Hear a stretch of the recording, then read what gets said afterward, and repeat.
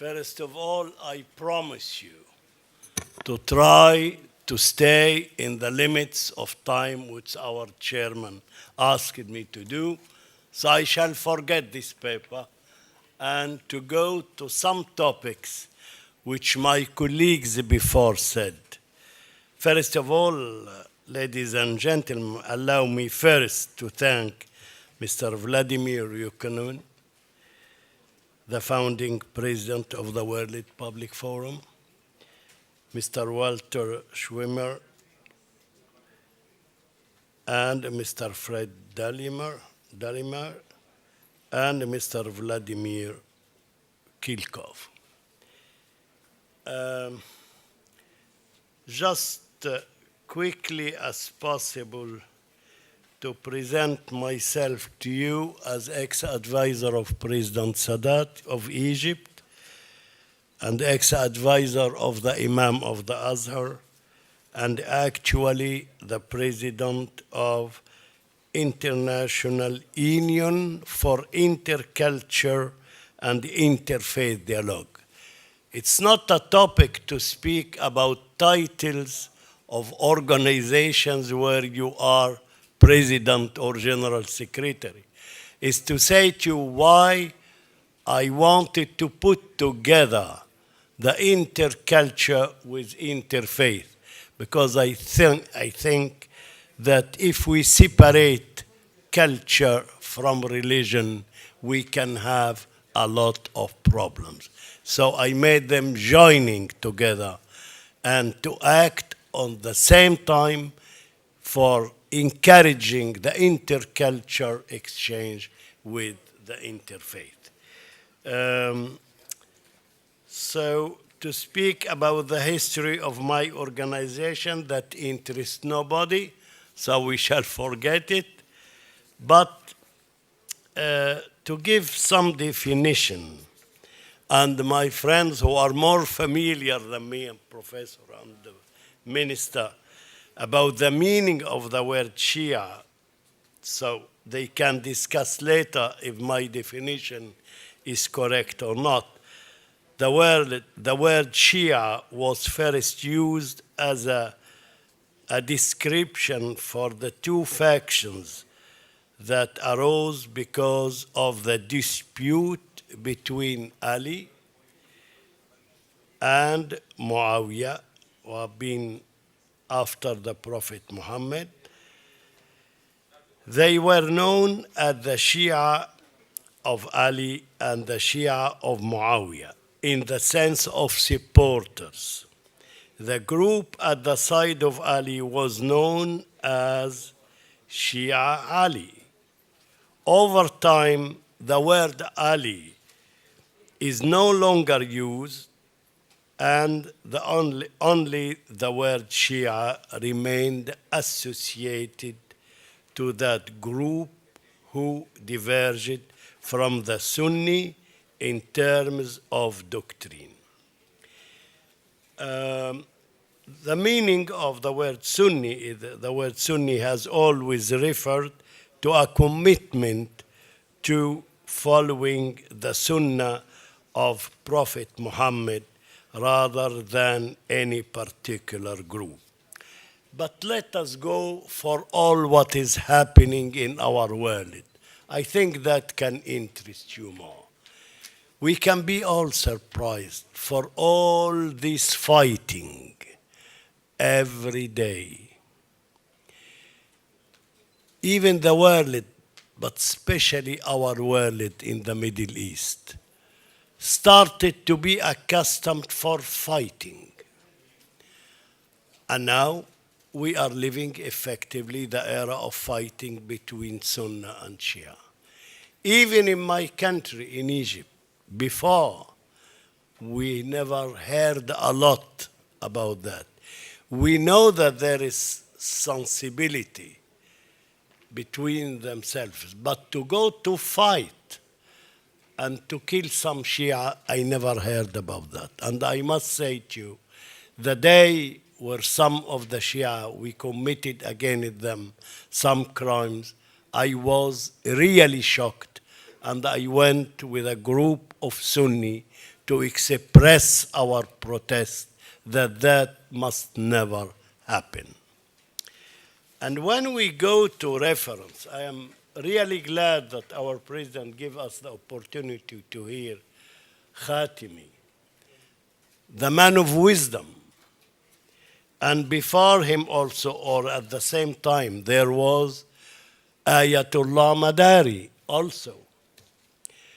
All these names, and when I personally met Ayatollah Khomeini, some days before he left Paris to go to Iran, and I made with him, these days I was dealing with the media, a long interview for an Egyptian newspaper.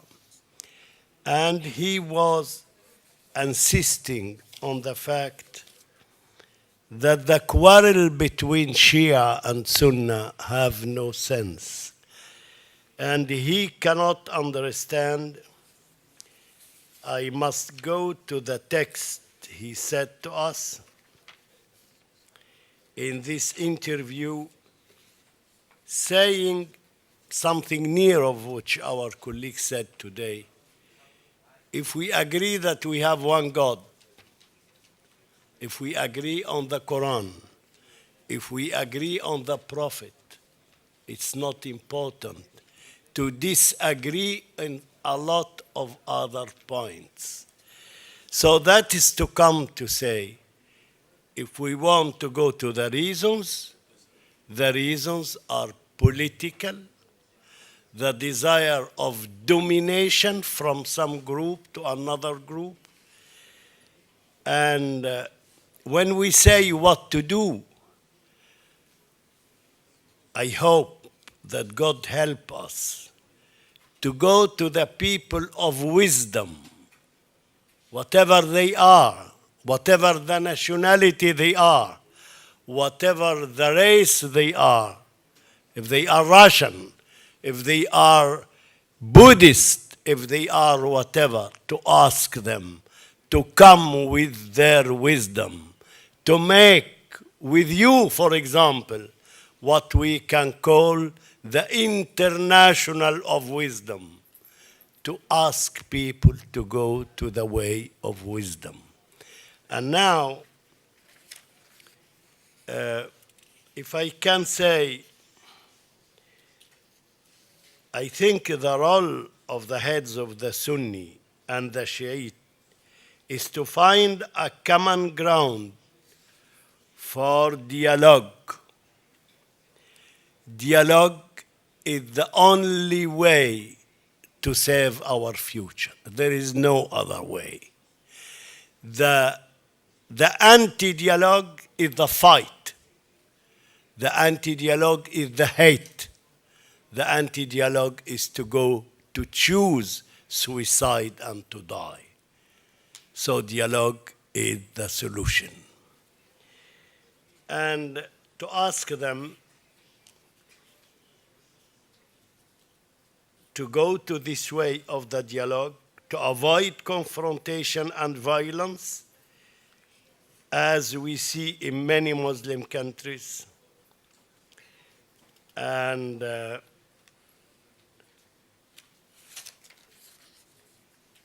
result of all what is happening in our days is that also we need, as you said it, the help of the people of the media to give for all what is positive enough publicity. People hear about crimes and fights, but not about the positive initiatives.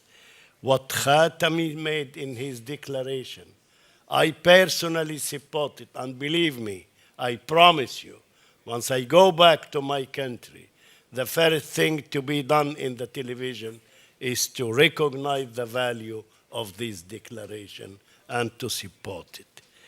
The second thing is to recognize, yes, as he said it, there is a lot of groups all around us in the Islamic world we must call things by their name. They are troublemakers.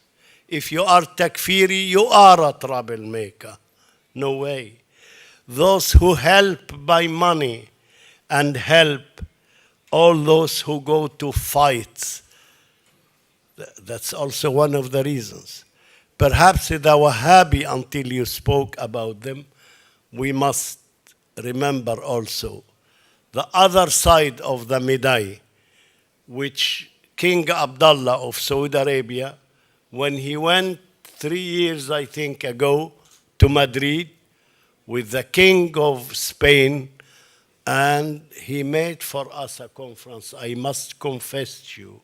He invited all religions, all spiritualities to be together and to work, and more important is to think together. That is the nature of the human being. There are those who are troublemakers, and those who God guide them to be peacemakers. Thank you, our friend, the best speak maker. Thank you.